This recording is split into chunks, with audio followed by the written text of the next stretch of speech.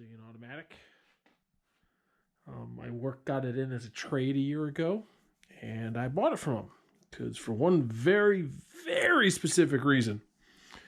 It's a Texas car, so no rust. I mean, zero rust.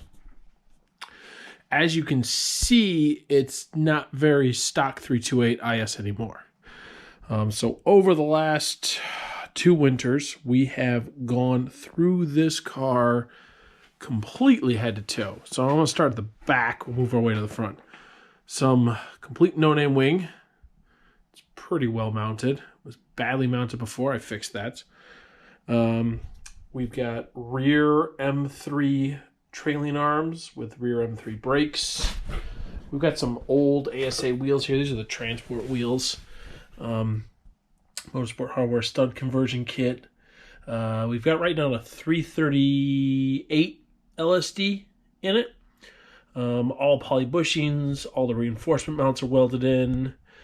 Currently no rear sway bar in this car. It does not like a rear sway bar. Side note, if you happen to notice, livery. It's a John Player Special reference livery. But it's Jeff over at Sticker Garage did it for us. So thanks for that. Back on the things. Lexan windows from Condor Speed Shop. And there's me, Carl, and Clint. Clint and Carl, the primary 2 guys that drive this car. I'm hoping to get a couple drives of it this year, though. Badly bodged in sunroof delete from Click Tuning. We tried to put it in last year, and it leaked profusely. So now it's super sealed and caulked in. Yeah, so go with that. Interior, completely gutted. All the sound deadening's been moved out of the back. Most of it's out of the front. We didn't pull all of it. We'll go back in later and do that. It was just time saver. We got a Sparco 2000 Pro 2000 bucket seat in there with a Street Faction nice offset. The aftermarket seat rails move the seats this way, which really badly offsets you with the pedals. So Street Faction actually makes a really nice mount that moves it as close as it can to the trans tunnel. Click Tuning chassis mount shifter. Obviously, not much of a dashboard, just the driver's side. So this winter we completely gutted out the heater matrix in the car, pulled a bunch of wiring. We've got, you can see here, we got a hard motorsport delete panel. So that's where the heater matrix would normally bolt up to let vent in. We got Maca or MK, however you say it, floor pans with dead pedal. That's a big requirement. If you're going to gut the interior on these things, it sucks trying to drive them with no floor plans because it raises it, because underneath here you've got a solid inch of drop. So this puts it back to like the stock height, which is really nice, and the dead pedal is really, really good. For the money, is by far the best option. Energy quick release. There's a old nice Sparco steering wheel over there. Gauges are still a work in progress. Wiring's a bit of work in progress. Crappy energy passenger seat, but it's a passenger seat. And some plumbing for our driver Carl, who is significantly shorter than Clint and I. But yeah. Schroth, just 4-point harnesses. Probably a next year thing will be cage in the back and some proper 5 points. Doors are completely gutted. There is no glass motors, anything in them. We have some Condor Lexans that wedge in there, along with Condor door panels. Take as much weight out as we can.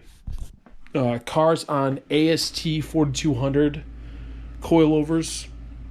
Rear camber arms and Vorschlag front cam plates. You can see here we've got an S54 airbox. And you're going, why is that there? Well, this car's got S54 ITBs by our good friends over at Rapid Racing Development. You can see here their beautiful linkage kit here.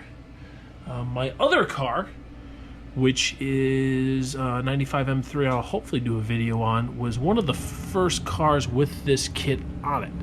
This is the second. Don't mind the partially open throttle bodies, the linkage. More or less, I completely boned up cutting the throttle cable to length. new ones coming in a day or so. But yeah, so deleted obviously the all the heating system, so a bit of deletion there. But yeah, so it's got ITBs, advantages, way better throttle response, bit more power gain. But you also, when you do this, you'll go to S54 fueling, which is a much bigger injector. So you get a good amount of power. I'm intrigued to see what this does. My other car, my M3, is a fully built compression motor, so it made really good power with this kit. Be intrigued to see what this is.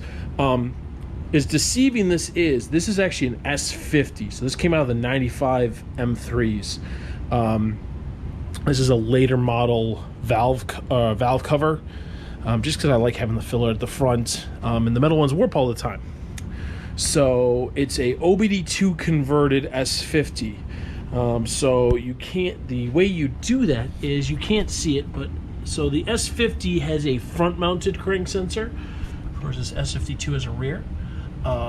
So to make this OBD2, you actually need a Euro S50 OBD2 crank sensor. It makes it work, so it works. Just because OBD2 is the way to go. I mean, as far as tuning and monitoring and all those fun options, it is just the way to go. Condor Speed Shop upgraded steering shaft there. Force light camber plates with the AST coilovers. Spall fan, Milwaukee tools, they're the best. OEM radiator, none of that aluminum craptacular Mishimoto stuff. Yes, people will bitch, oh, the side tanks blow up. Yeah, when they got a lot of miles and they're old.